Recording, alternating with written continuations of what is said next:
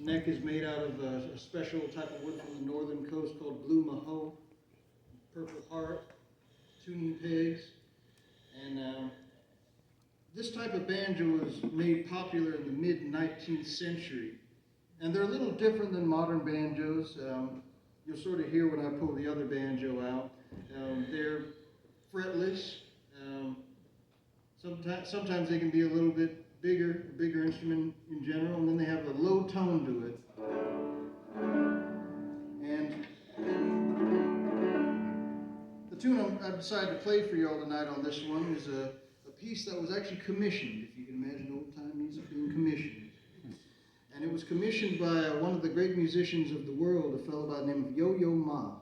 Yo-Yo! And when he invited me to do this, to make this piece, it came with an invitation to go whitewater rafting. So it was Yo-Yo Ma asking me to write a banjo number, because he'd heard me play this banjo, and he wanted me to go whitewater rafting too.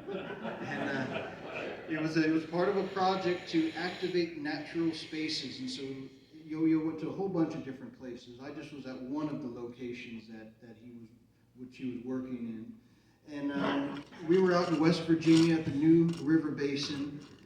And so we were over there just getting to do some whitewater rafting. We got deep in with it. And it was one of those funny things, because when everybody got there, we all had the same question. We were like, well, is Yo-Yo going to be whitewater rafting with us? Because it had been talked about sort of in the grand scheme, but then everybody got there and was like, hey, Yo-Yo, you gonna whitewater raft with us? And he was like, nah, I don't know. He did one of those. He was like, I just don't know. The doctor says I don't know. It was all a big joke on you. Said, okay, fine. You don't have to, we're not going to force the guy, of course, but it would have been awesome. And so we get up to where we're starting our trek to go down the river and paddle and everything like that. And we finished the first leg, and everybody's just already having a pretty awesome time. It was a bunch of artists and cultural leaders, musicians, and things like that. I was there with Kathy Mattea. She was there.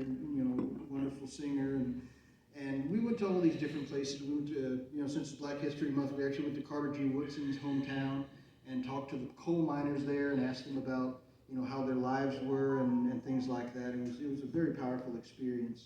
And so we're going down the river there, and toward the end of our first leg of the trip, we go around the corner, and I swear to you, it was this really interesting thing. Everybody looked up because they heard this beautiful ethereal music wafting over the breeze. And so all of a sudden we all looked out at the bank, right ahead of us, and I swear to you, it was like His cello. Playing cello. Unbelievable. And we're paddling toward him, so then everybody got enthusiastic, so everybody started paddling toward him real fast, And so then, he must have planned it to be this way, of course. But he was he has this cello guy. If there was a banjo sitting there, yeah. Tunes up and does everything for him, So when he does his thing, it's like the guy just hands it to him. It's like Paul Simon. He does one of those things, throws the instrument and the guy gets it, But so he was his cello guy came over and was like, here, take my cello.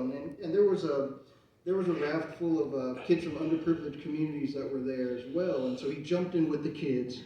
And was like, let's go! And then everybody started whitewater rafting. We took the whole second leg of the whole trip. It was really, really amazing. And we had a race, and Yo-Yo beat everybody, because he got the kids so into it. We were all again, middle-aged artists and cultural leaders, and these 16-year-olds are like, yeah, and Yo-Yo's like, go! You lost all your energy from the first half.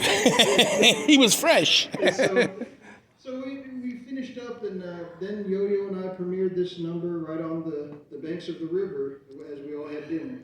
And so this is a piece called Lost River Blues, and I adapted a few different licks from some of the banjo players I had heard field recordings from in the area. So here's a little bit of Lost River Blues. Can you hear that all right? No.